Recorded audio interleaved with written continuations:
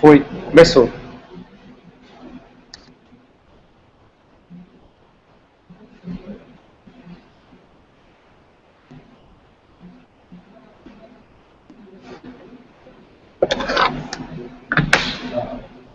Vou ligar para o Ives aqui.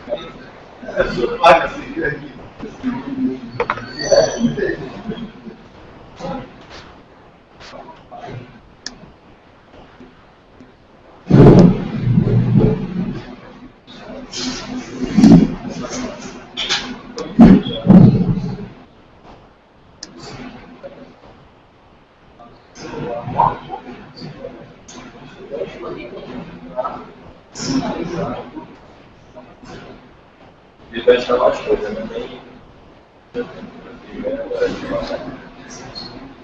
Ah, sim, do Vagrant, do... Não, o Vagrant é um serviço mesmo, um software. Mas dá pra acompanhar isso. Já você olha.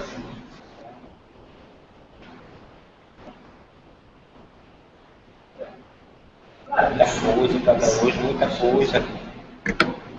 Semana passada.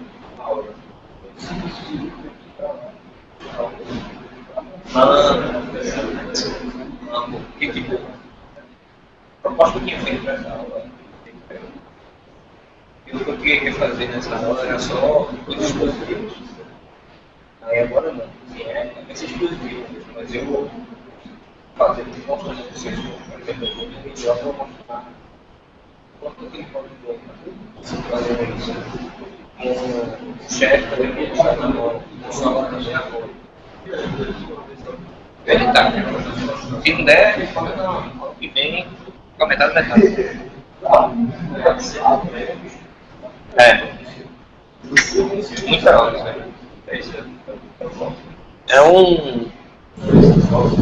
É um shell que controla uma máquina virtual. Box de máquina virtual. Será que é? Oi? Não, ele. É, esse toque.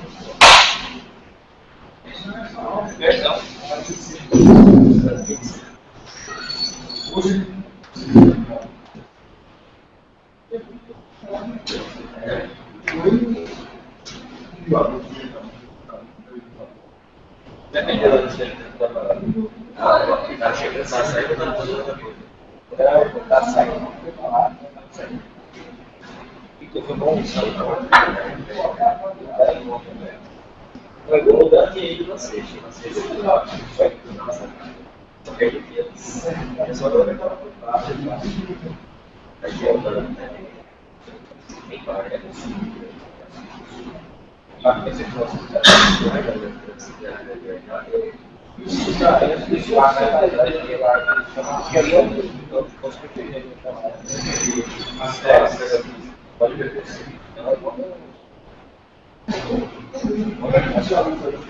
Só que aquela coisa que era dessa política,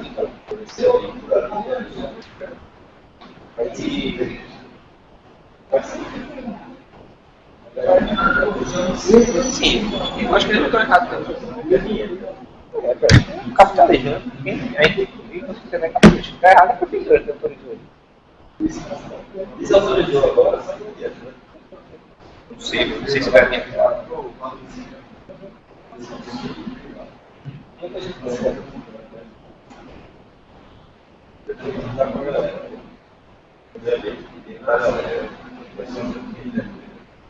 Não, ele também não é burro, não.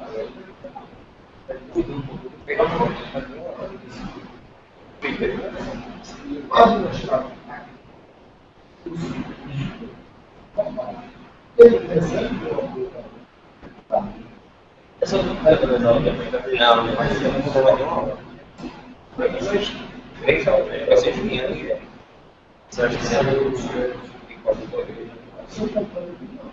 O cabelo dele parece eu acho que sim. Estou esperando para ver se chega lá. Então, passando. Lima ganha, tinha passado, foi até hoje.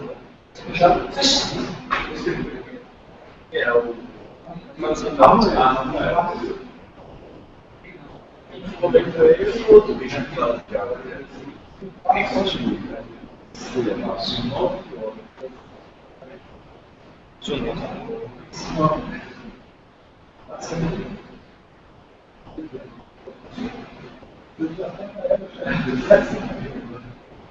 Deixa eu ver se tu tem.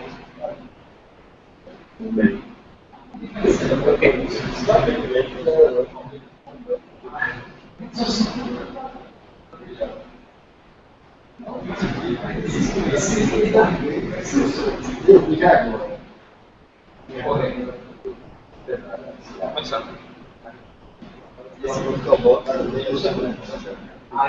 Eu vou explicar uma coisa assim, o Virtual Box é onde você vai colocar tem que era 400 MB. Aqui no sistema operacional. O cara desse sistema operacional pode no Virtual Box. O OBS Code vai no Virtual Box. Só que quem faz isso é o veículo. Entendeu? Aí esse veículo é uma interface para gerenciar o Virtual Box. Eu vou pegar o e qualquer coisa. Mas a gente vai criar um para rodar o chat, instalar mais SQL também do chat.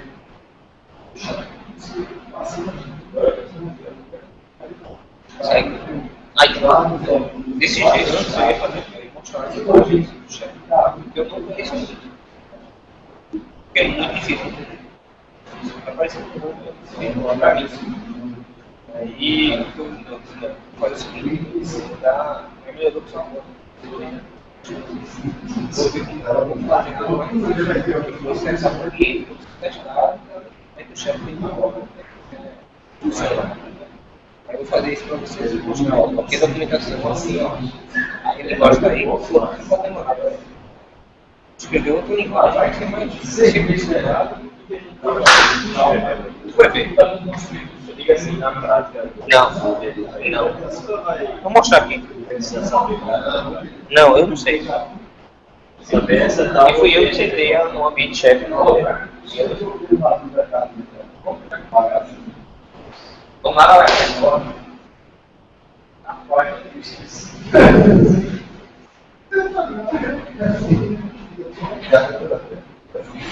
Nossa, foi. Também sei não, e foi de uma semana para outra. Desapareceu. O pessoal pagando certo. Eu acho que. Eu queria ver a polícia. Eu escrevi o Rafael. E tu? Aí depois daquela polícia pra cá, foi só um motivo, pessoal. Aquele, eu pensei que aquele dois, né, cara? Edilson e o outro. foi também trabalhando na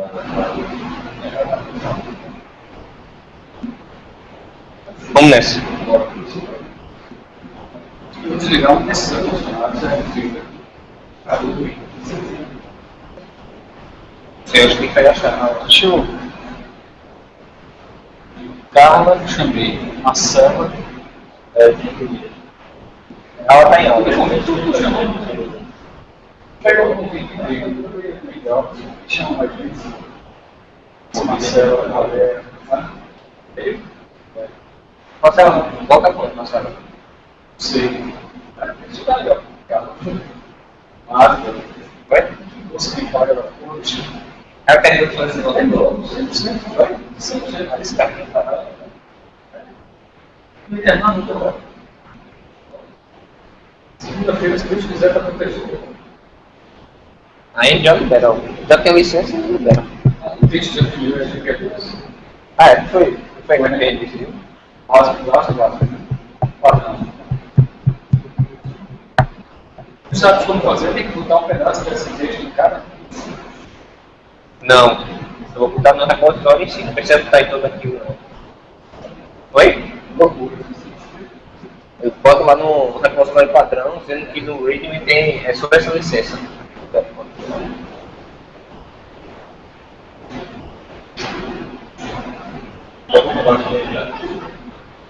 Não tem e-mail.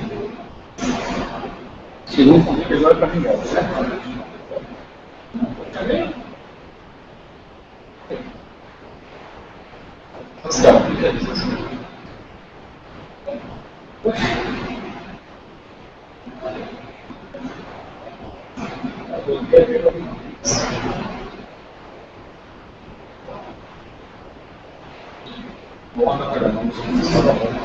Bora.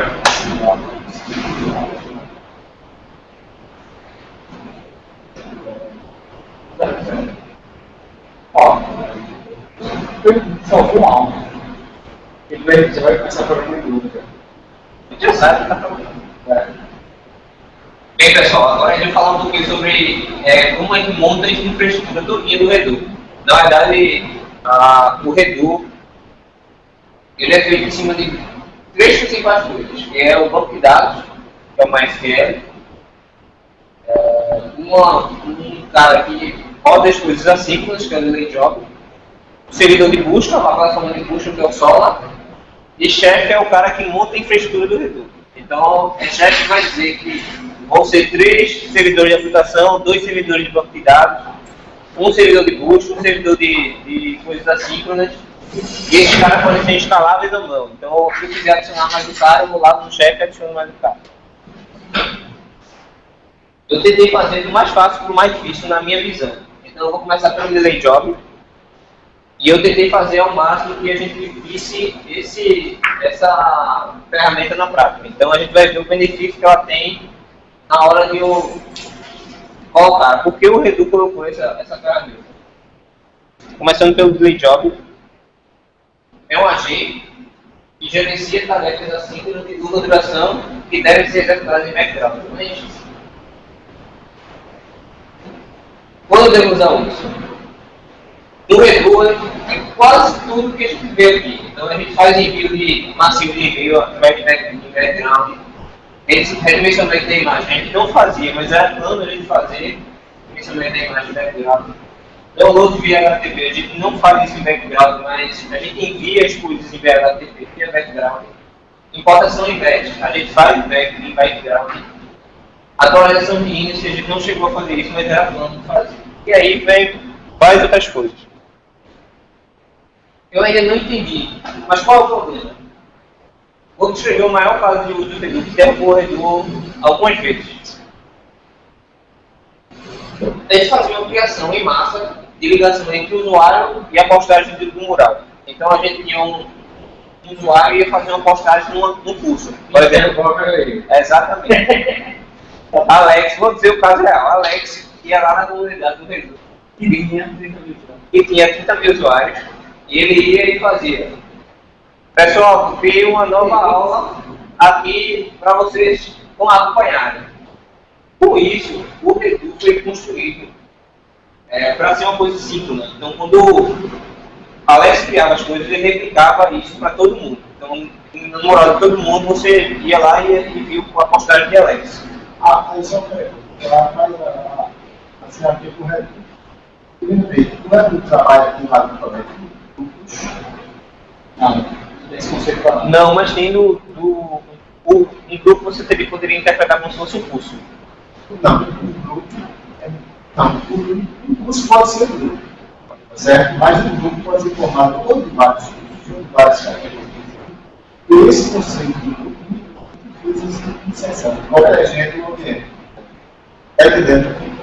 Depende. Porque você tem um ambiente, lindo para o usuário, bota uma mensagem que replica, aí você vai ter uma carga, vai fazer o que está usando o sistema atual, ou vai travar, pode acontecer, ou dá um delay, e só é. Vai, mas a gente tentou fazer algo como se fosse o Facebook. Quando o Facebook, mesmo que você não esteja num grupo do Facebook, mas você seja amigo daquela pessoa, se você postar no grupo, não tem nada a ver com aquela pessoa, mas você é amigo dela. Seu amigo vai ver a postagem no seu grupo. Então, se o curso ou o grupo fosse aberto, todos os seus amigos poderiam ver o que você postou no grupo. E isso poderia acontecer também e não derrubar. Você, tá? Ele trabalha com grupo, grupo e subgrupo. Hoje em dia trabalha com subgrupo. Porque a intenção da gente na época era que todo conhecimento deveria ser propagado. Então, se você colocasse uma coisa na disciplina e aquela disciplina permitisse você compartilhar aquelas coisas, essa coisa ia ser compartilhada. Na verdade, o default era sempre que as coisas seriam compartilhadas. Isso é muito bonito. Assim, né? Você pode ser propagado, isso vai para a prática. Certo. Ou então você pode usar também esse para se não trabalhar sobre o jogo, mas não propagar de imediato, propagar por trás. E então, é isso que a gente faria. Quando o Edu começou a dar o problema, a gente fez que a execução da tarefa ia demorar muito mais de 1 minuto e a gente colocou isso para ser em background. Na verdade, o que moveu isso foi que o Edu realmente caiu e a gente teve que fazer isso para colocar em background, senão ele ia cair novamente. O mundo também, background, assim, ele faz uma. É mais ou menos assim, ó, 10 horas da manhã. Vai rodar tudo? Usando. São truques que a gente faz isso também. Robôzinho lá, 3 horas da manhã. Mas tem, né? Ele faz esses truques. O Redu também tinha isso, principalmente em relação ao banco de dados. E a gente fazia o backup dele de 3 horas da manhã e é porque ninguém acessava nessa hora. O backup depois tem influência. Pronto, era uma coisa bem parecida. Quando a Alex ia fazer esse tipo de inserção e não tinha isso, aí a Alex avisava a gente. E a gente tomava medidas para deixar com que a coisa fosse mais rápida. Então a gente ficava em alerta e tentava fazer as coisas mais rápido possível. E além disso, também tem envio de e-mails. Envio de e-mail demora, dependendo do que você vai fazer. Aí era uma confusão só. Deixa eu falar. Eu já falei mais da luta. Foi. Quando você tiver que eu trabalhei, aí eu comecei a desafiar um banco de dados. Você trabalha com vídeo, eu não tenho dado tá certo? Eu fazia tudo da nuvem. Ou seja, eu fiz sistema na nuvem. E dentro da nuvem você fala, o vídeo vai ser do YouTube, dado vai ser do Dropbox, isso aqui vai ser. Ou seja, eu deveria deixar só para ver. Só que cadastro para nuvem. Não foi feito.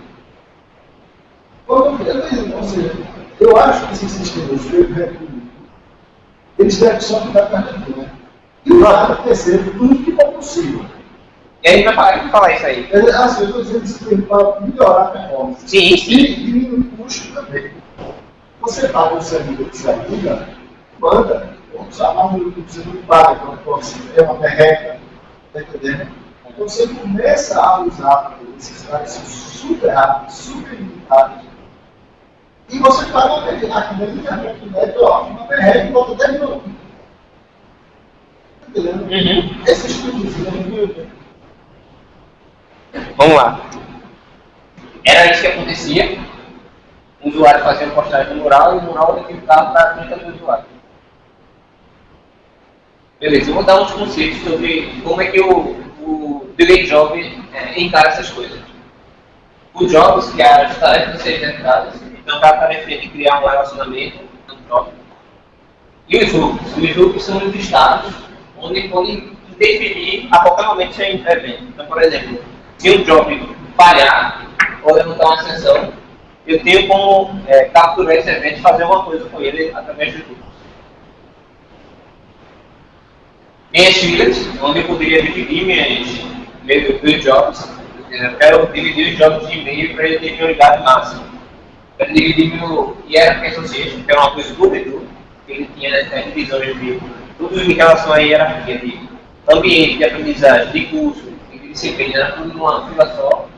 E o back-end poderia ser no MongoID, PostgreSQL, MySQL, enfim, toda a oportunidade que você quiser, ele tem um suporte para isso. E como é que eu faço para utilizar esse cara? A instalação é fácil, uma Jane. Só coloco lá Jane, Delay Job, Active Call. Então, quando eu instalo, eu gero a tabela que vai ser responsável por esse monitoramento das filas e configure. Eu vou usar aqui o Active Call do Delay Job, mas no Redu a gente vai usar o MongoID. Por que eu não vou fazer com o MongoID? Porque, na verdade, o Active Call para esse projeto, que a gente vai usar aqui para fazer a demonstração, MongoID para esse projeto que a gente vai fazer a demonstração, ele não foi lançado ainda para a versão mais nova de Rails, que é a que a gente está utilizando. Então só fica a limitação de usar o Active Call por compatibilidade. Mas se podia usar o MongoID, ia funcionar do mesmo jeito, ia ser do mesmo jeito, só mudaria o nome, MongoID para Active Call. Aí eu falei aqui com o Ives, mas eu não tinha falado para vocês não. Esse vai ser vou tentar fazer no máximo de prática possível. Vai ser explosivo, mas vai ser no máximo de prática possível, para mostrar como é que funcionou, como é que resolveu o problema. Você faz isso aí? O time tem gravado no log, esse log está dentro da própria estrutura do banco de dados, não está numa tabela lá. Pronto, no Redu era o seguinte, tinha um MongoDB, que a gente tinha uma instância própria do MongoDB, e a gente resolveu se separar, né? No Redu é assim. Redu tem lá o core, e tem uma tabela no MySQL, um banco de dados no MySQL.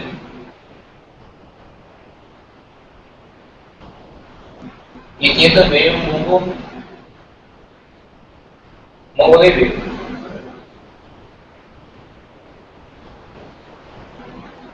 O Delay Job fica aqui.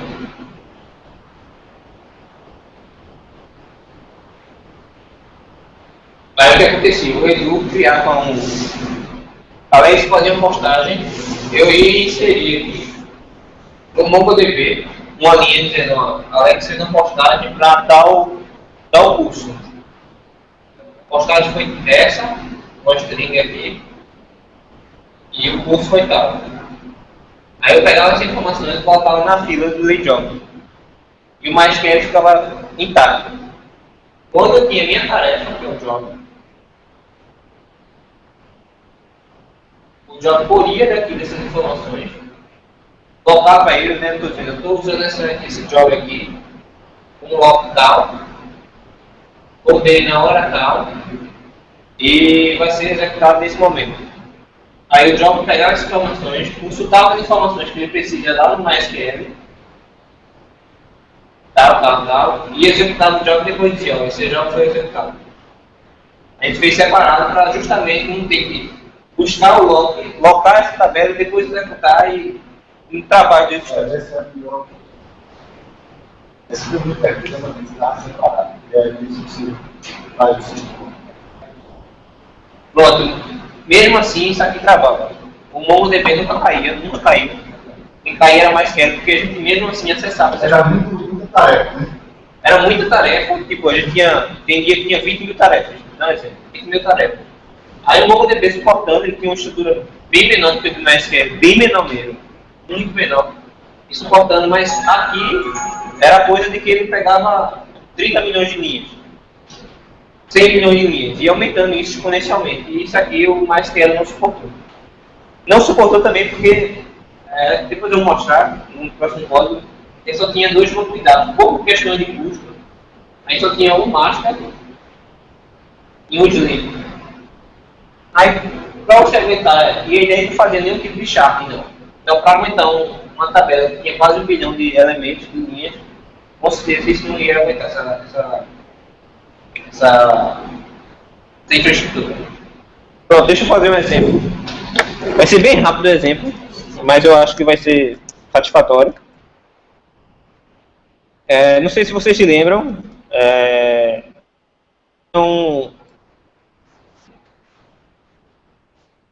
eu tinha uma biblioteca e eu poderia adicionar um nome e um e-mail a essa biblioteca. E depois, via um callback, eu setava que essa biblioteca ia ser salva. Deixa eu tirar esse código aqui.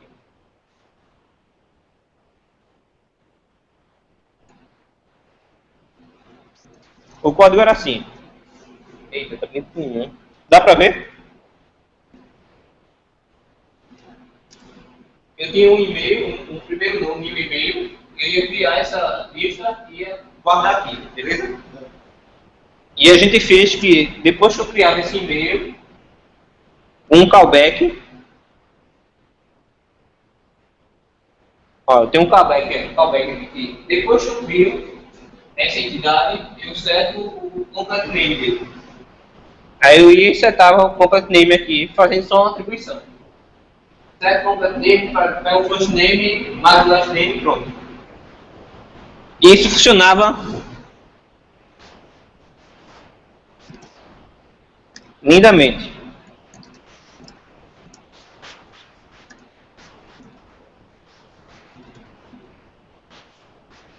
Peraí que eu tenho que dar um save aqui, senão...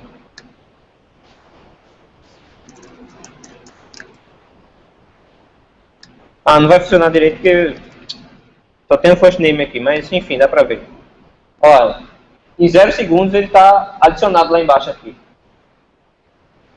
O que eu vou fazer, e se a gente dar uma olhada lá no complete name,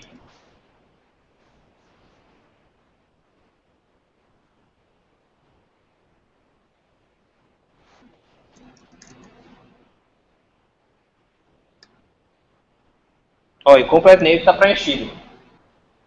O que eu vou fazer é vou simular aqui, dando um sleep, dizendo que a função vai dormir por 10 minutos.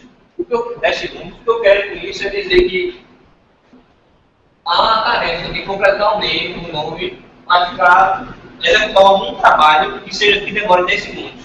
Então, só estou usando essa função sleep 10 como um demonstrativo. Eu vou lá na interface. Vou fazer de novo isso aqui, ó. Vocês viram que foi instantâneo, né? Então vou mostrar aqui. Carlos. Olha o tempo que ele está processando. Perfeito. E nada. Foi? Aí criou lá embaixo. Depois de 10 segundos eu estimo. Beleza, então eu tenho esse carinha aqui com 10 minutos. E eu quero que esse cara seja enviado de uma forma assíncrona. Aí o delay job me provê um jeito bem simples de fazer isso. Eu simplesmente digo que esse código aí vai ser ligado de forma assíncrona, aí bota o nome do método. Então se eu rodar aqui, não tem mais nome, velho.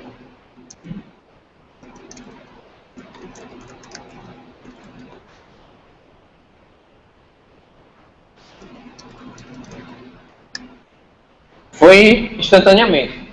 E agora está criado. Só que se eu for aqui, ó, no meu...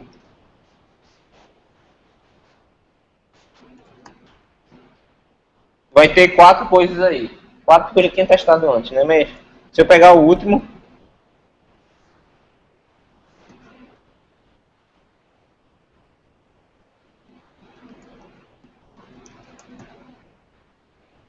Ó, aqui, ó.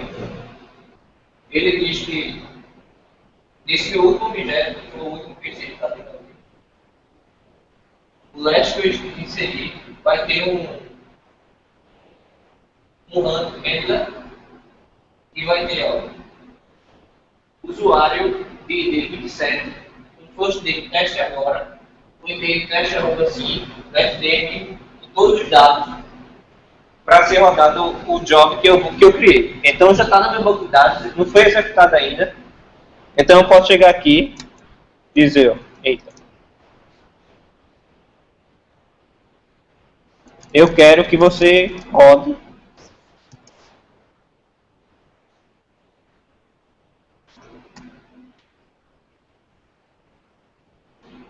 estou dando comando para ele rodar todos os meus jobs que estão em execução. Aí ele está iniciando o job work e vai setar todos os. Olha, ele demorou 10 segundos para setar o primeiro, porque ele executou aquele usuário, set complete. Quando você tem um sharp e um include, significa que é um job a ser executado. É um método de distância que vai ser executado. Então ele sai. Não sair não, todos os jobs que estavam enfileirados. Se eu voltar lá no meu. E aí você tem que estar dizendo, completado depois de 10 segundos, que é exatamente o tempo que eu deixei lá o sleep funcionando. Se eu voltar lá na minha lista, vai dizer que meu delay job count está 0. Então ele executou todos os meus jobs.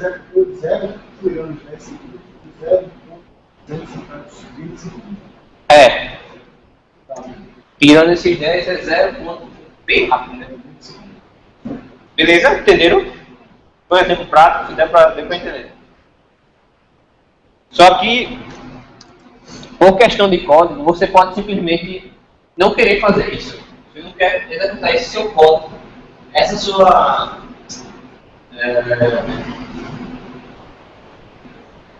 aquele seu negócio, que isso é um negócio, não se estiver completando nele, você não quer executar no modelo que é o ORM.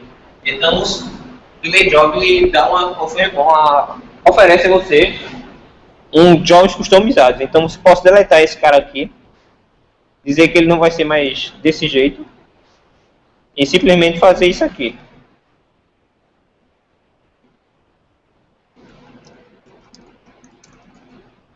O que eu estou fazendo aqui? Eu estou criando esse job aqui, eu estou instanciando esse classe. Vou mostrar como é que essa classe está.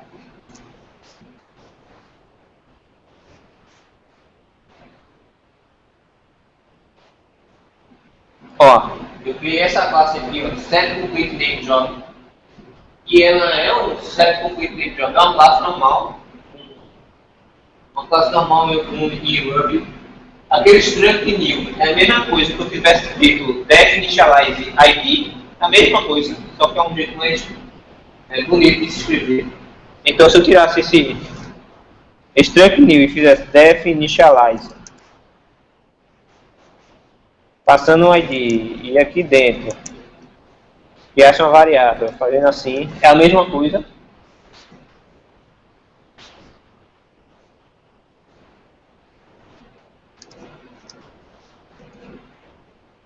E eu vou dizer, ó, eu quero, através desse job, que eu estou enfileirando, eu quero achar um usuário, fazer um performance CP, porque é obrigatório você ter esse nome quando você tem um job.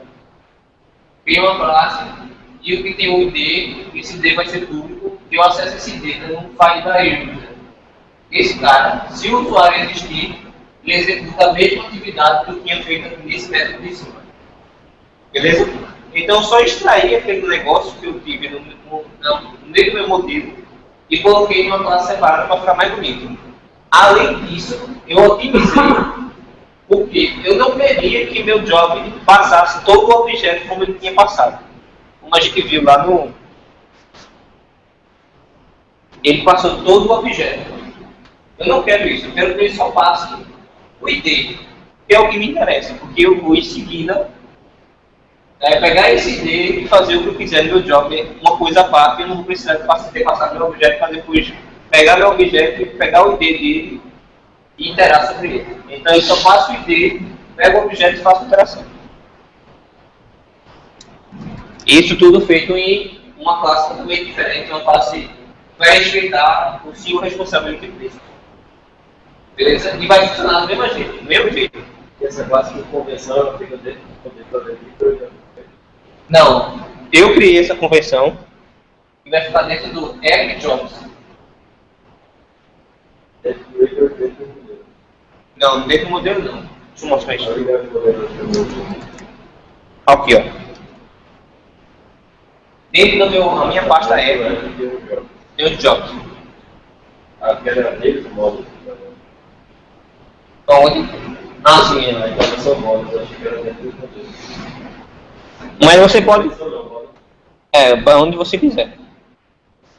Mas como o Rails ele diz que tudo que eu colocar dentro da pasta Epic vai ser carregado e essa pasta Epic contém as informações da minha aplicação, eu gosto de deixar ela aí.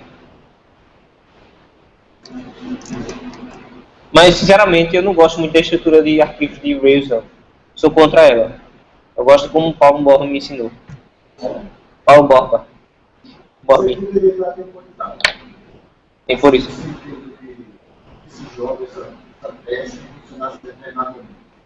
Ela tem que ser sempre aí. Na lógica, é uma pergunta. Eu poderia simplesmente aqui nesse método aqui, que eu costumo sempre chamar uma função de layout, incluir, que é enfileirando. Certo? Eu poderia passar para esse cara a hora que esse cara seria executado. A hora e a prioridade. Pronto, se eu quisesse dizer que eu queria passar tudo às 3 horas da manhã. Seria possível. Um pouquinho mesmo.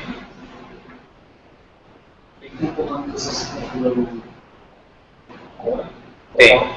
Poderia dizer que daqui a... em grupo tem um monte de função. Eu poderia dizer, hoje é meia-noite. Eu queria saber que hoje de meia-noite eu tinha que rodar todos esses jobs.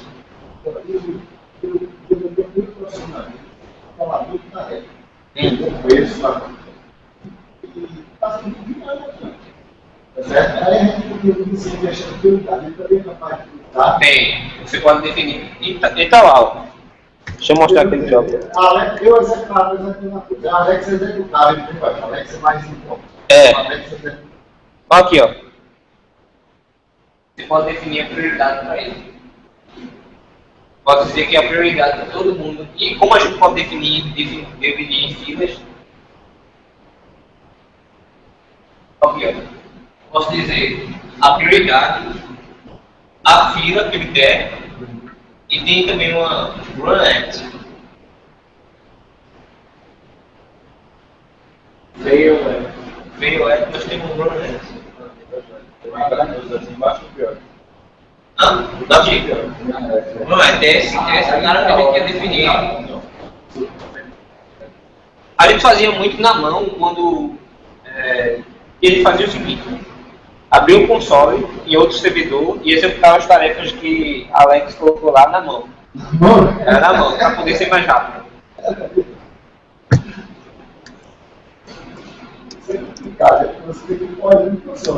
Pronto, aí, exatamente. Por exemplo, a gente sabia que tinha 30 mil jobs. Aí eu quero que execute esses aqui. A gente está dizendo, aí abaixando, 28 mil, 27 mil, 26 mil. E a gente acompanhando para ver se o servidor não estourava a memória e não caía. E se estourasse, a gente tem que parar esse caso, senão o servidor cair. Beleza, delay job fácil, simples. Amanhã vocês já estão fazendo. O Solar. O Solar também, para mim, é uma coisa fantástica. Porque eu saí de uma empresa onde a gente fazia alguns tipos de busca. Em duas empresas que a gente trabalhava, tudo em relação a like e porcentagem. E eu descobri que like e porcentagem na SQL Query não é busca para ninguém. E Solar é um... Ele diz que ele é um popular lazy fashion open source enterprise search platform from the Apache Central. Mas o que ele significa? Ele tem uma plataforma de busca. E ele é usado no Redux. Como é que ele funciona? Para mim é simples. Ele é uma DSL. Desculpe. O Solar é uma plataforma de busca. E tem esse carinha aqui, ó, o Sunspot, que é uma DSL em Hub para expor as funcionalidades de Solar. Solar é uma plataforma gigantesca e ela tem, dentro das funções de indexação de conteúdo, seja ele de texto ou não, de estatística, enfim, de milhões de coisas que ele provê, e você simplesmente usa o Solar para prover, usa esse transporte para pegar todas as funcionalidades do Solar. E ele pode ser encontrado em forma de gente, que é o Transport Rails. Esse engenheiro de transporte solar, ele é muito usado em desenvolvimento, porque o transporte solar ele engloba todas as funções de solar dentro dele mesmo. Aí você não precisa baixar nada extra do solar para poder rodar. Novamente vou mostrar um exemplo. Então eu tenho aqui vocês podem ver que já tem uma busca de search aqui, tem uma plataforma de um input de search e esses carinhas aqui, ó, são os filtros, né? Eu criei filtros por mês. Mas como é que eu fiz isso? Deixa eu botar lá no meu.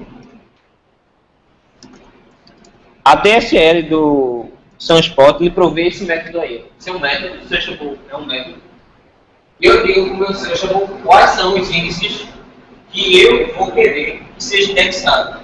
Então, no meu caso, eu quero que seja indexado first name por texto, que é um texto, né?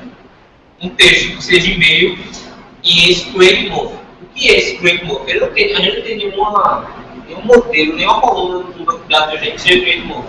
Mas eu posso criar pelo create novo através do código. Então, eu digo que o meu create novo vai ser um create direct distribuído nele e eu crio a create direct para ser em forma de mês e ano por escrito.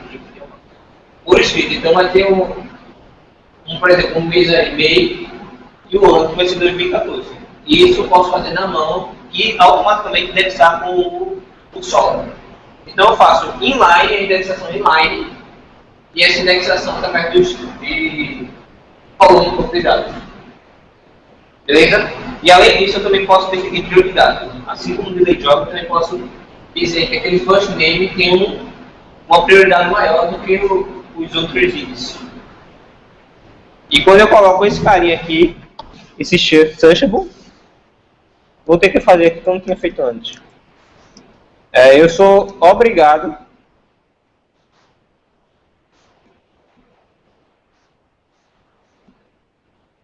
a reindexar toda a minha...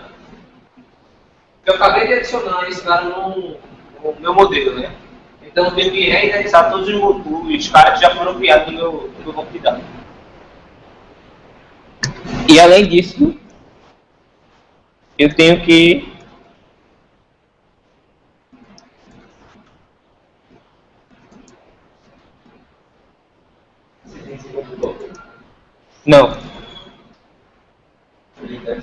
Não, vou mostrar isso aí. Porque, como eu expliquei, o Solar é uma plataforma em si. Então ela vai buscar lá no meu banco de dados todas as informações que ela quer na hora da criação e ela vai iniciar um servidor dela mesmo, é uma plataforma. E eu inicio esse servidor através desse requerit, que são os pontos Solar. Não, tá, porque ele já estava rodando, né? O servidor já estava rodando. Eu uso também antes projetos também só.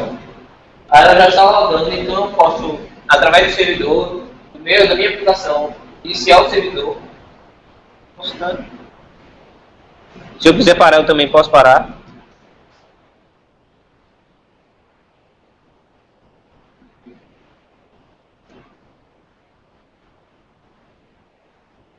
Pronto, então. Iniciou o Solar de forma sucessiva. Forma de sucesso. Fora essa palavra. E deixa eu fazer uma busca aqui, para mostrar como é que sai no meu terminal. Vou buscar por ifs.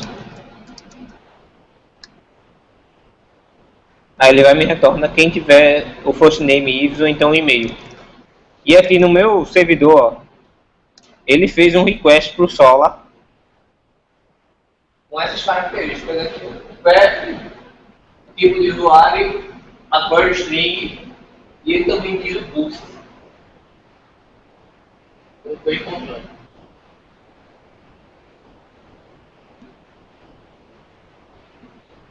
Era bem famoso, assim, não tem como. Sim, ele fez a busca e ele retornou esses dois resultados aqui. Vou mostrar a vocês como é que eu faço para fazer a busca. Né? Eu mostrei já como é que faz o índice. Eu criei o índice dele aqui, então toda vez que eu usar um cara do banco de dados, ele vai automaticamente criar esse índice lá no Solr, envia a requisição e cria lá o índice no Solr. E eu também criei um índice da minha cabeça, que não é nenhuma coluna do banco de dados, e eu indexei esse índice. E agora eu vou mostrar como é que faz a busca.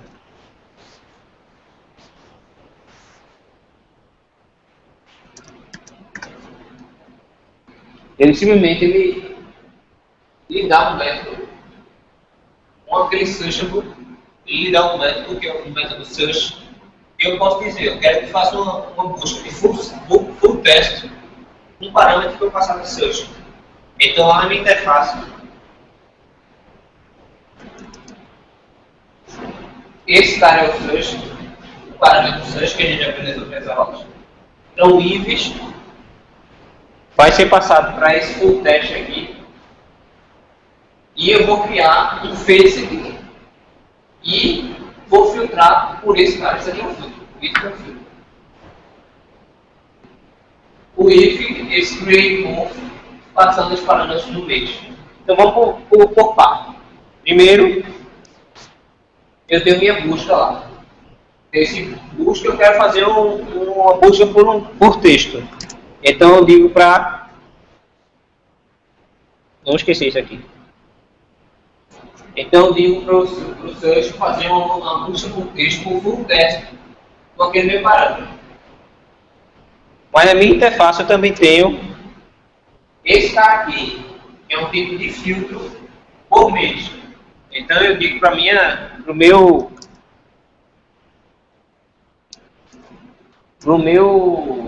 meu search, eu tenho esse create month que eu criei lá o índice, ele também tem que ser por mês. Beleza? E isso só acontece se ele estiver presente. Ele só vai fazer esse filtro por parâmetro se esse parâmetro estiver presente. E se eu for lá na minha view,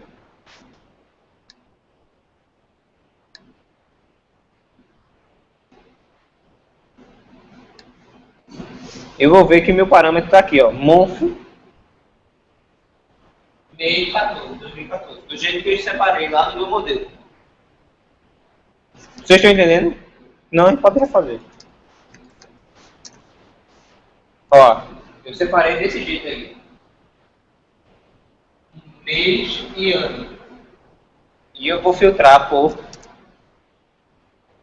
mês mais ano. Mais aqui a gente vai dar um espaço. Beleza? Vocês estão voando ainda? Captou, né? A segunda parte é para atualizar a tabela do texto. É. Porque o que eu quis fazer? Eu queria construir uma busca por string, que é lá naquele meu campo search. E além disso, eu queria filtrar pelos meses criados. Os meses e anos criados. Então eu tenho um filtro por string e pelo mês. Se eu voltar aqui, ó, ele vai me dar que eu criei 21 usuários em maio e criei 2 usuários em junho. E eu posso filtrar esses dois caras de acordo com meus meses. Por causa que eu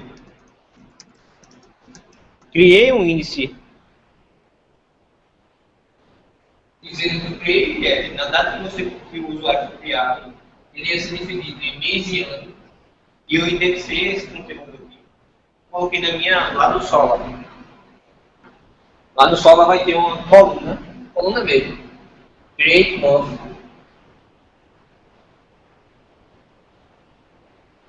E tem essa estrutura. Mês e o ano.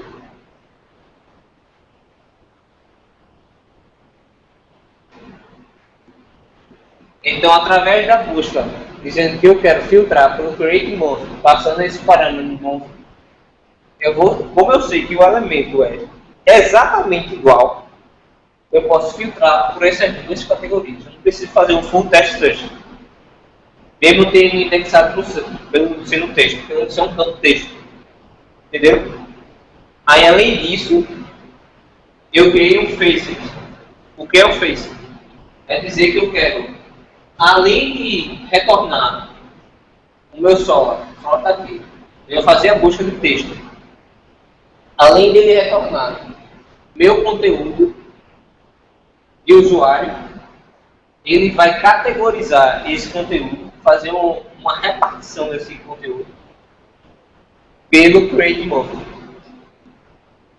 E vai se dizer, ó, esses caras aqui são de junho e esses caras aqui são de maio. E eu vou poder, sabendo que esse cara é de junho e sabendo que esse cara é de maio, fazer uma divisão desses usuários. Beleza? Deu para entender? Para mostrar como foi mais rápido. Não, na verdade, não, estou dizendo que não se faz busca sem usar uma plataforma de busca. E por isso que eu reduzo o Solr. O Redu, em toda a parte, né? Em toda a estrutura do Redu vai ter um cara chamado Searchable e vai ter as configurações com os índices que ele vai procurar. Por exemplo, no curso, vai ter lá Searchable, tem um modelo lá no usuário do Redu que é COS. E em COS vai ter um método chamado Searchable. E esse Searchable vai ter o name, e vai ser um test name, test description,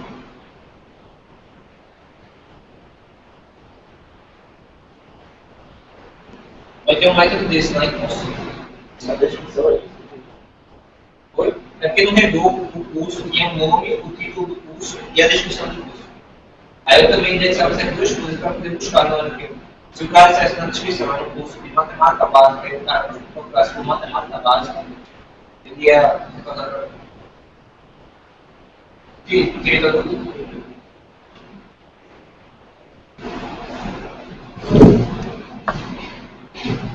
Mais alguma dúvida? Sim. Deixa eu falar antes do um negócio que eu lembrei. Aí no Redu, que isso faz parte da aula. No Redu, a gente tem um core aqui, um SQL, um slave, ele joga um MongoDB e tinha outro carinha aqui, que era o Solr. Beleza? Ele é um cara a parte desses três caras aqui. Aí quando a gente for ver chefe, eu posso dizer, vou explicar depois, dizer que esses caras podem ficar na mesma máquina, ou esse cara pode ficar na máquina, esse cara pode ficar em outro, esse cara pode ficar em outro, esse cara pode ficar em outro. Beleza? Vai, então, foi mal, desculpa que eu estava mal. Como que isso?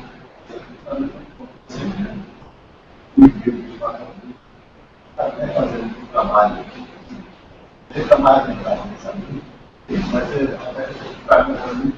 falar assim, esse solo ele pode indexar bem. Eu vou te perguntar. Imagem. Pode. Nunca usei, mas pode. Certo. Aí ele vai ver tudo imagem. Aí a minha pergunta é essa. Então, qual é a indexar? Hoje é qualquer luxo. Aí é aquele. Tá. Se eu botar um vídeo diferencial, eu vi interativo, tá? Não é mais um vídeo chapado, você assiste interativo. O que fazer jogo, né? Mas você pode fazer até no mar, isso é muito interessante. O aluno interage com o ar, pode ser ao vivo ou não, o aluno interage. Interação com o vídeo, não é fácil. Você pode fazer uma TNL assim, com duas limitações grandes. Você vai ter sequência de posições e vai chave.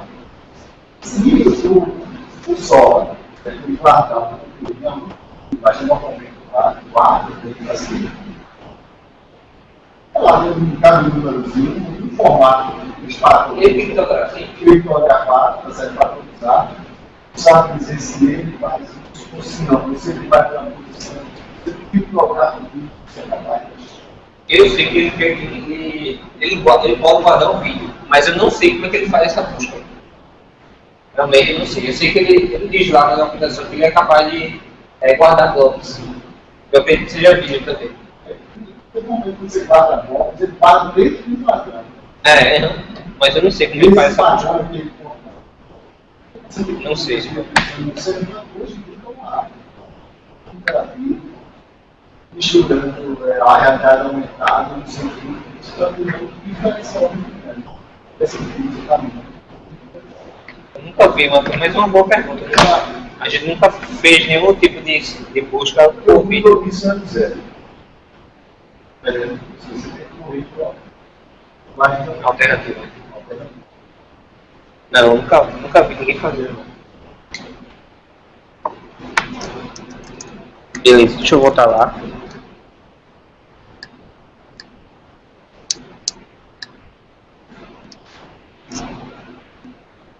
Eu recomendo vocês assistirem esse cara aqui, Sancho e Sanspot, que é um videozinho de um cara bem famoso de uma comunidade.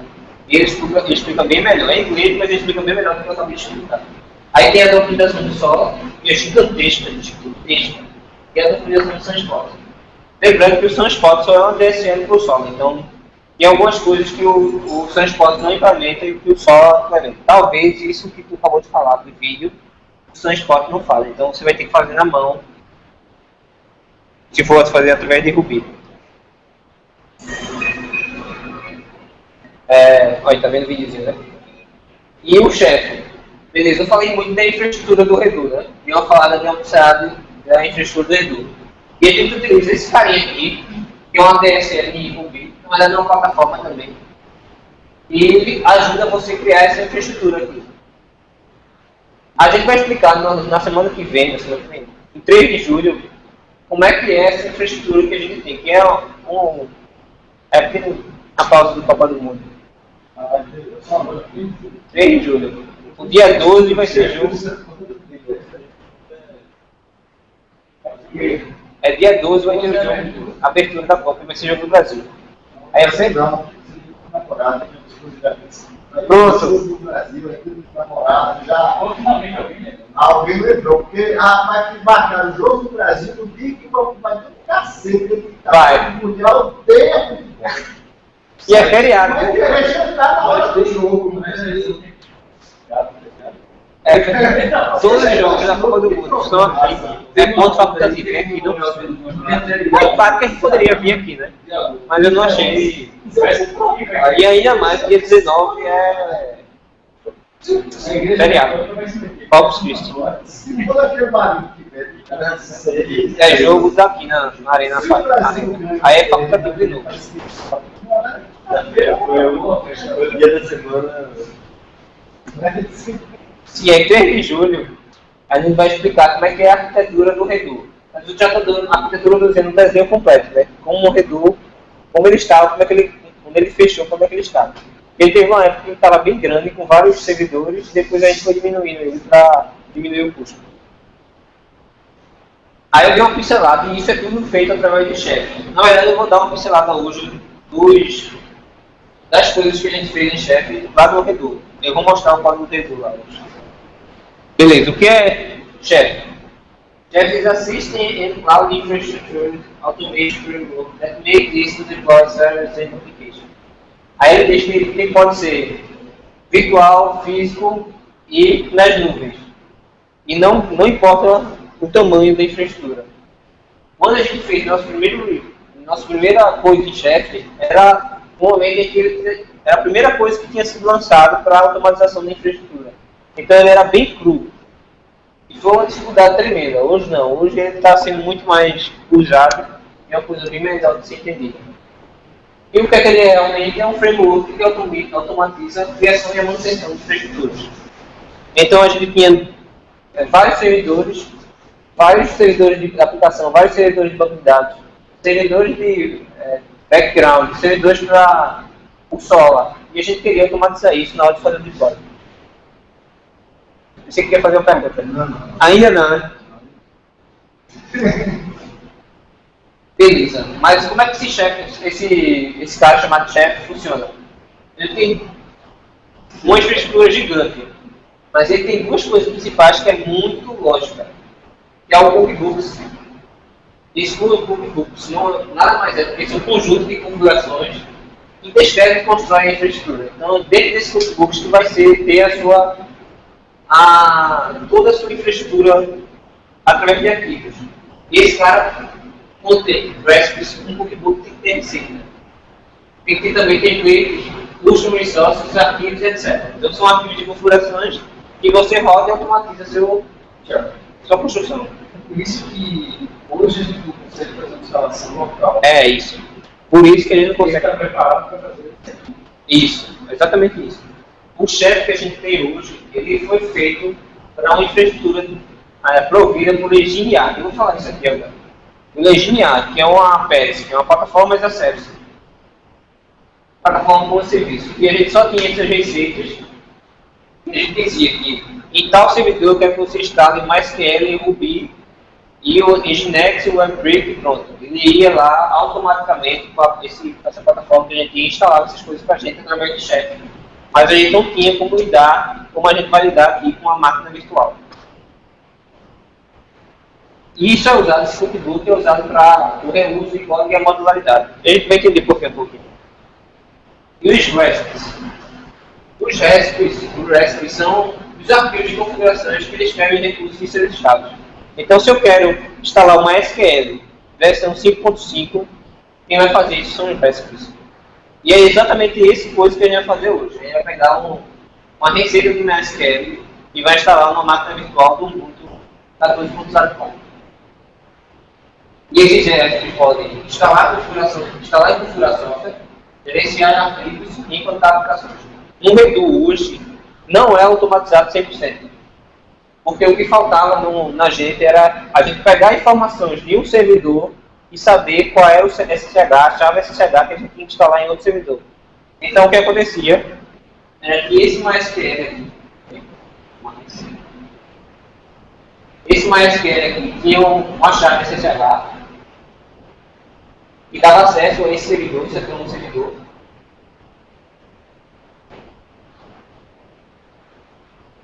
Isso aqui era um servidor da gente, era uma ampinha. Era um servidor, essa caixinha era um servidor. E o MySQL teria que avisar o port, que era outro servidor. Na verdade, o port tinha 3 servidores. Ó, meu SSH é esse, minha chave SSH pública é esse. Toma e se conecta comigo. Isso aí a gente fazia automaticamente. O que não fazia é que tinha outro servidor aqui, de background, e esse cara não conseguia enviar um SSH para ele. Porque o Engine.AI que a gente usava, ele não conseguia ainda fazer essa comunicação. Então a gente tinha que abrir aqui esse servidor, pegar a chave SSH na mão e botar nesse carinha aqui, dizendo que ele era permitido para colher informações desse outro aqui, o MySQL. Isso a gente não conseguiu automatizar ainda. E isso é o que o Chef propõe com gerenciar arquivos e implantar aplicações. A gente não conseguia fazer, até o estado que a gente não tinha feito ainda. Beleza, agora vamos dar um big picture de como é que o Chef funciona. O Chef, na verdade, foi criado para ser uma plataforma, como eu tinha falado. E essa é a plataforma, ele é um server. E esse server se alimenta de workstations. Então, esse servidor vai pegar dessas áreas de trabalho, assim, dessas estações de trabalho. Por exemplo, pode ser minha máquina. O que vai acontecer aqui? A minha máquina tem todas essas informações. Ela tem informação do ambiente, das regras do ambiente, dos databacks, como se fosse informações de dados que o servidor tem que se alimentar, das configurações, dos cookbooks e dos recipes, das atributos e das versões. Isso está guardado no Git. Isso que é o que vai acontecer. Está guardado lá no meu Git. Eu vou pegar esse meu workstation aqui, meu área de trabalho, e através desse framework aqui, dessa linguagem, desse shell, eu vou informar que o meu servidor chefe, eu já atualizei isso aqui. Eu atualizei isso aqui e ele pode aplicar, meu servidor do chefe pode aplicar nos meus nós. Os nós são os servidores. E daí nós como são os servidores. Aí o chefe vai dizer, olha, Eu tenho um REST. E eu, segundo a regra do meu REST, o server falando com o workstation. Meu REST, segundo a regra tal, vai ter que ser instalado no meu banco de dados X, que tem uma memória super poderosa, vai ter que ser instalado no MySQL. Aí com essas informações do meu workstation, o server vai saber em que máquina, em qual máquina virtual, qual estrutura, qual cloud que vai ser instalada as configurações que eu quero. Beleza? Simples. Na verdade, o que eu tenho que fazer é atualizar aqui, checar se não há nenhum erro, atualizar no Git e avisar para o meu chefe server que uma nova versão foi atualizada. Aí o que acontece? Por que o chefe é tão legal? Vamos dizer que eu tinha... Vou dizer o caso do Redu. E a gente dizia para o Alex que era mais fácil aumentar e diminuir do que me ligar e ligar. A gente tinha 3 servidores de aplicação, que era o Core,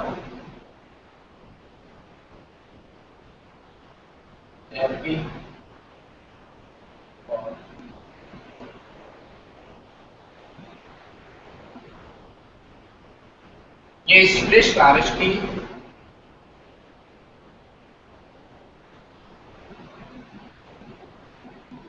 se alimentavam 2 bancos de dados.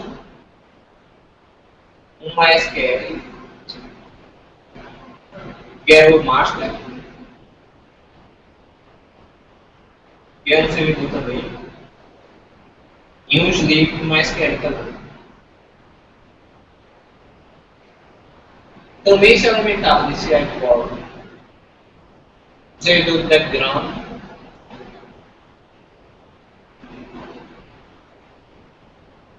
e se eu não me lembro, esse aqui também dividia para ser só. E aqui tinha que eles chamavam de bola de gato, que era um MongoDB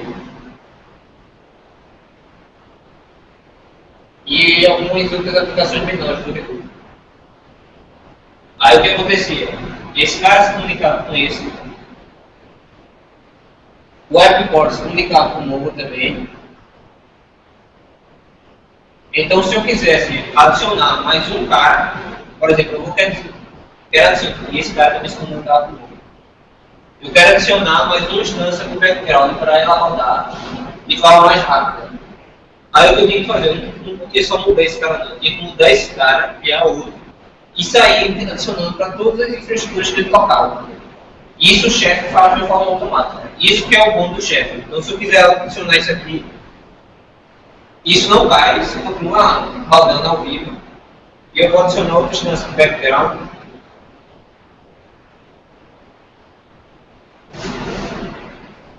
E esse cara vai se comunicar aqui. E ele vai saber que pode acessar isso aqui de forma automática. E isso não vai ter nenhum downtime de servidor.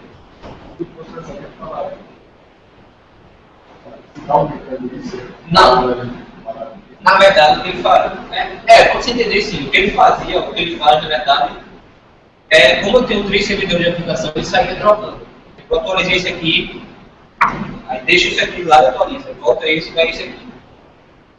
Qual o momento que o chefe criaria mais? Qual o momento que ele acharia necessário para criar? Não, isso é manual. Isso aqui eu tenho algumas, nunca isso era manual. Ele dizia que eu queria mais uma instância. Era simplesmente isso, eu apertava um botão. Podia. A Amazon provê para você uma API, que era isso que a gente ia conversar com Alex para fazer. A Amazon tem um sistema que é o Watch 24, alguma coisa assim. Que ele monitora a sua rede em qualquer hora e ele diz, olha, quando chegar a memória 80%, eu quero que você crie mais um servidor. Ele faz isso de forma automática, mas no Redu não tinha isso. A gente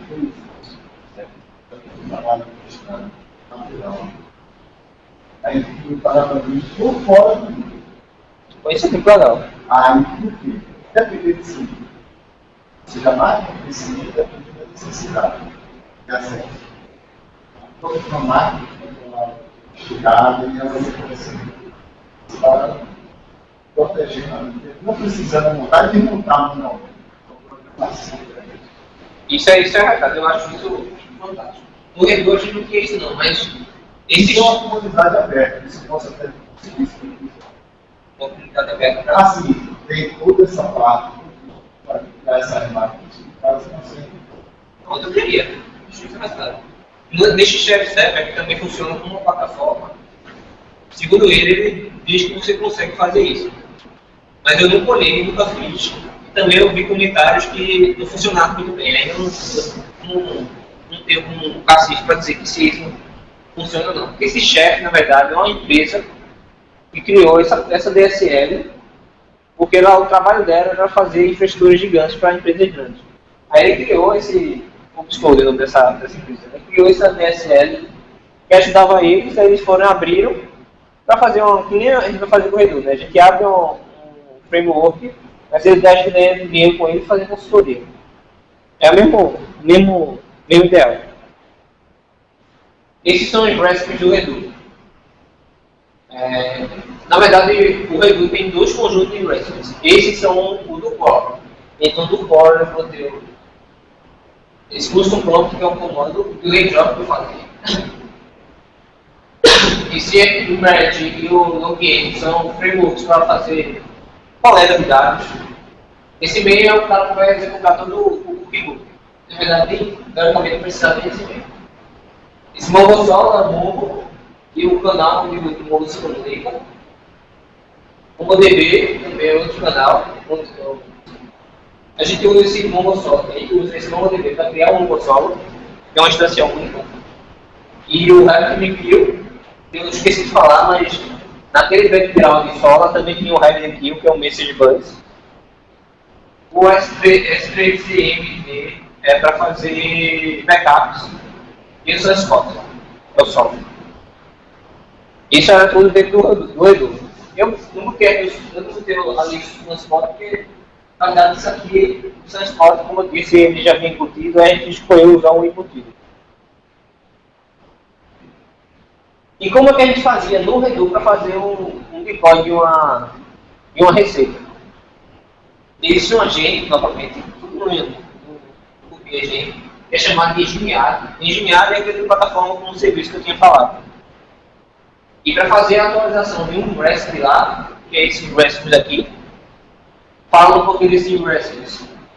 A gente fez esse Mongosol, foi nossa mão mesmo, e o que eles tinham era para ser multi-instância. E a gente não queria multi-instância, a gente queria só uma instância.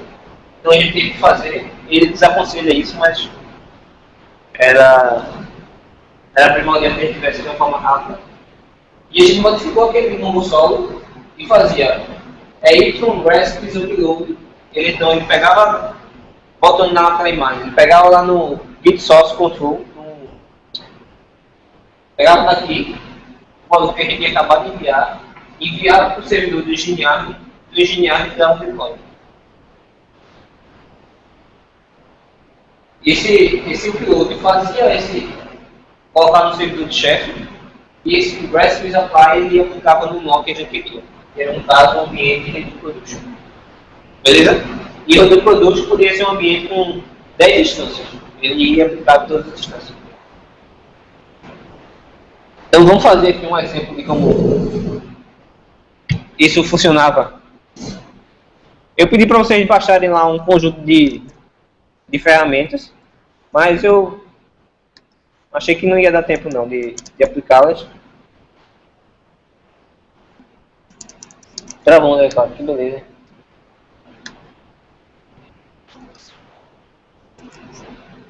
Beleza. Eu vou sair aqui.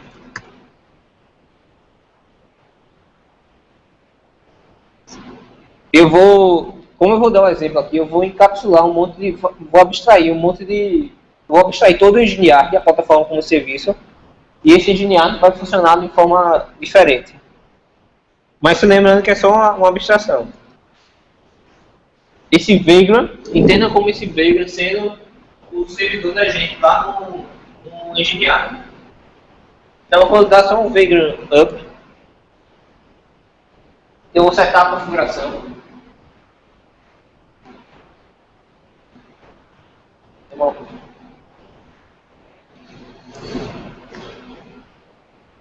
Minha intenção aqui, pronto, ó, o que eu te falei, eu estou pegando aqui, estou dizendo que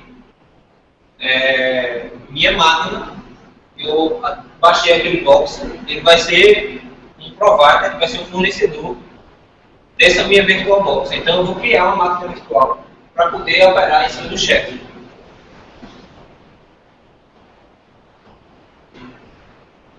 Então lá no Engineard, eu vou ter um arquivo que nem esse aqui.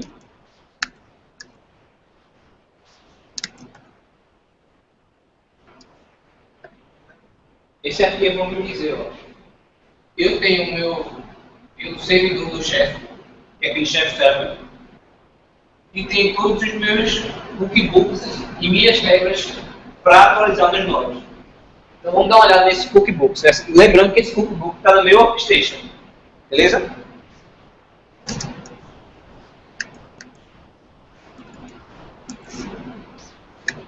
Ó, eu tenho uma pasta aqui chamada chefe. Nessa chefe tem os meus cookbooks e minhas regras. Vamos olhar as regras.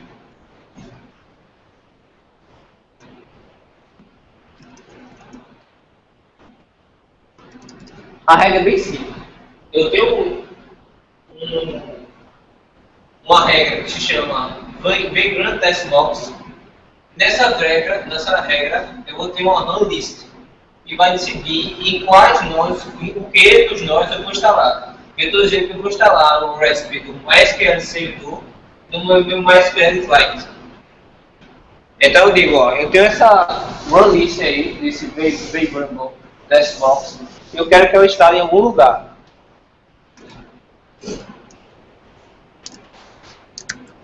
Aí eu volto, vou instalar onde? Nessa minha box aqui, nessa box URL, através do meu servidor do chefe. E eu vou instalar o quê? Vamos dar uma olhada lá nos cookbooks.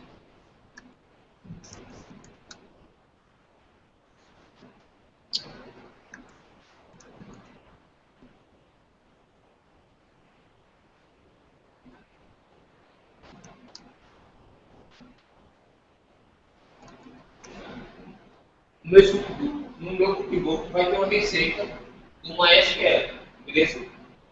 Vamos dar uma olhadinha nessa receita. Essa minha receita vai ter tem nada, que ótimo.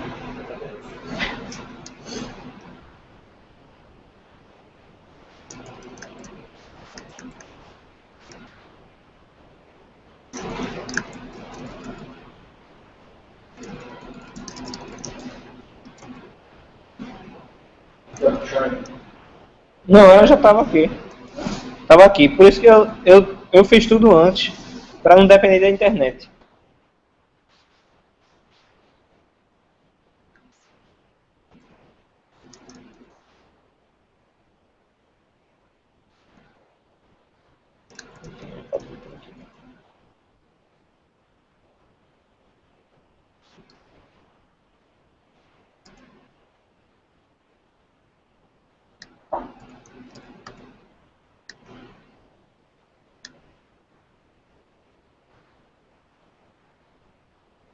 Vou baixar o código da...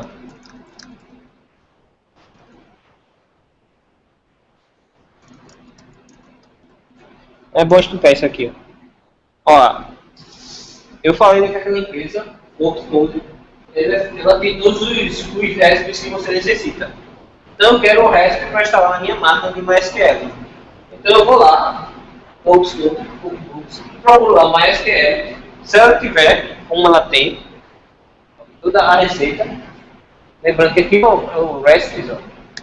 Aí se eu clicar aqui, ele vai me mostrar dois arquivos do servidor. Vamos dar uma olhada no código.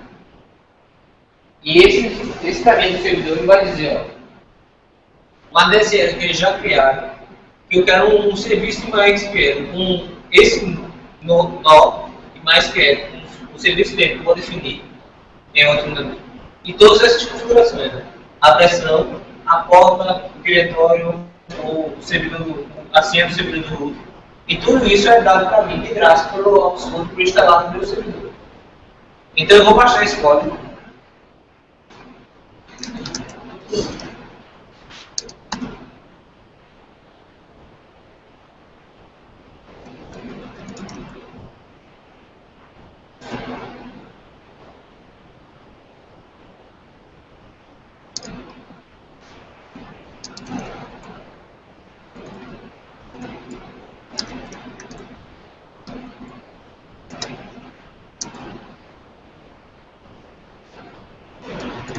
Baixei o código todinho, ele está agora na minha máquina. Eu dei já aquele Vagrant Up. Então eu espero que esse Vagrant Up me forneça um MySQL já instalado na minha máquina. Então se eu entrar lá, ó, dando Vagrant é minha máquina virtual, SSH. E eu estou esperando que haja um MySQL aqui dentro. E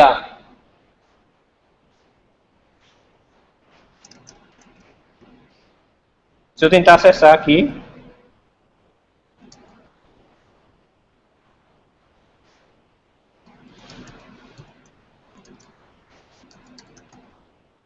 eita, eu esqueci essa.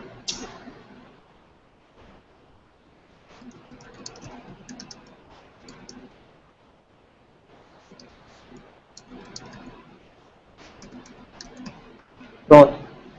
Eu passo o que eu tinha definido lá. Eu já posso acessar meu MySQL lá. E se eu olhar mais alguma coisa,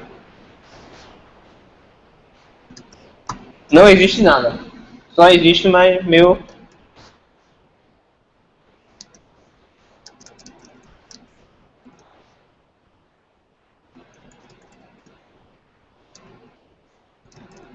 Eita, vou achar agora.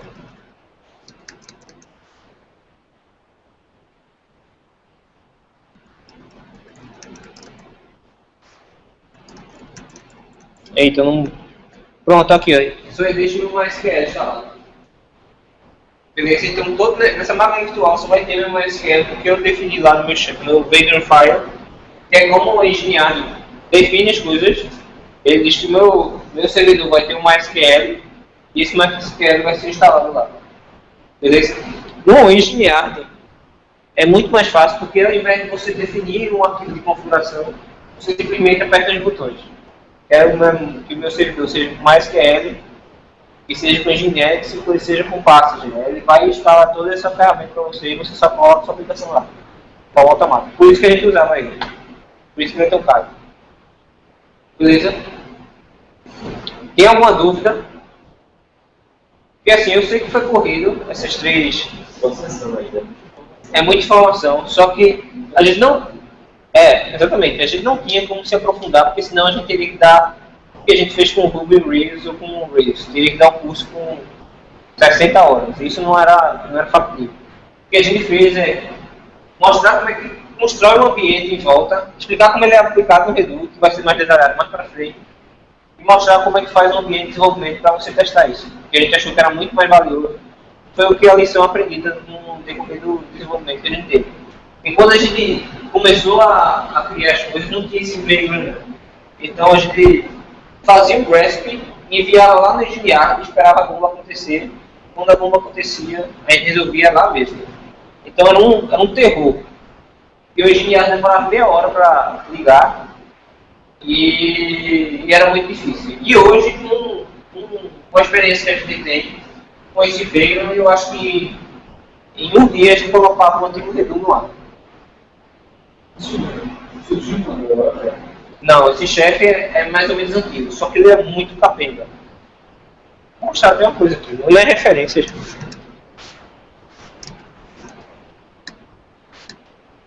Ó, eu estou mostrando aqui. Porque os caras criaram. Eles criaram esse chefe para a empresa deles. Beleza? Não tinha documentação nenhuma.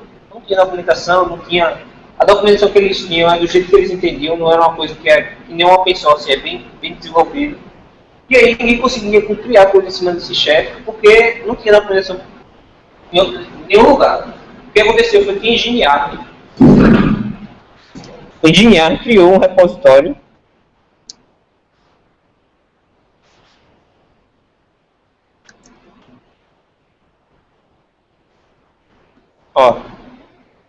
o engenheiro, que era o nosso servidor, ele criou um repositório montando todos os cookbooks que interessavam a ele. Então, se você não tinha esse cookbook aqui, era um terror, porque você não conseguia criar uma coisa nova. Então, você tinha que trabalhar em cima do que ele já tinha. O da gente, que eu disse do MongoDB, é esse aqui. Ó. E a gente foi tirar coisa. A gente foi tirando coisa e via se dava certo, se o servidor ficava com uma instância isolada, se não conseguia, a gente ficava de novo. E não tinha na operação e foi na tentativa e erro. Deixa eu mostrar aqui. Mostrar o resto da gente, viu?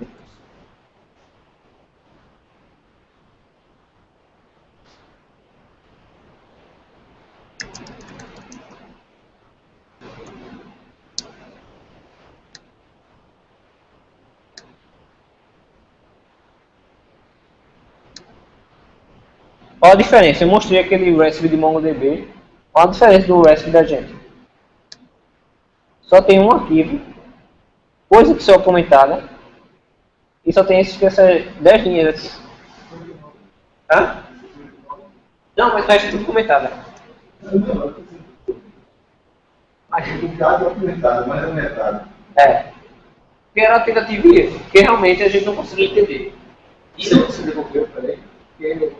Não, isso aqui é dele. É dele. A gente só extraiu um pedaço se a gente queria. Tá, mas aí na linha de cima está dizendo que é dele. Ah, sim, não, você é licença livre, é MLI. Você pode usar como do jeito que você quiser. Você pode criar. Não, precisa não. Na verdade, o Engineer faz isso porque senão a gente teria que mudar de plataforma. Então é um negócio dele criar esse recipe também. E se tu prestar atenção, olha o quanto de coisa que. Na verdade, essa é a primeira versão da gente. Essa foi a primeira versão. E a gente fazia muito mais coisas do que devia. E a gente não tinha conhecimento desse enable package aí, que ele fazia tudo pra gente automaticamente. E a gente só veio conhecer isso depois de um ano que já estava desenvolvido. Quando eu podia fazer. Você sofreu um bocado. Sofrer muito mal. E como o chefe é muito mal documentado, era, né? Agora está bem melhor. Deixa eu mostrar a documentação. Mostrar o que eu ia mostrar. Na semana retrasada, ele lançou isso aqui, ó. Ele lançou um curso online de chefe. Olha quando ele foi publicado. Toda semana ele está lançando um curso online de chefe. Ele nunca ia fazer isso. Agora, por que isso aconteceu? Porque no começo do ano lançou um concorrente dele, que é o Ansible, que é foda. Muito mais simples, muito melhor. E agora que eles estão aperfeiçoando, porque ele está perdendo dinheiro.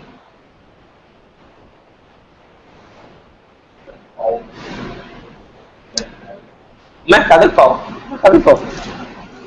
Aí quem usou o chefe há 2 anos atrás, não quer usar mais. É o terror do. Eu sinceramente eu gosto porque ele parece com Ruby. Aí eu conseguia entender algumas coisas, porque como se parece um Ruby, eu ficava tentando e eu consegui fazer. Quem fez esse arquivo aí fui eu. Eu e o Guilherme. Aí isso me agradou bastante, porque eu não tinha possibilidade de fazer isso sem ser desse jeito, né? De uma forma automática. Mas a gente tem muito que evoluir ainda. Vocês têm alguma dúvida?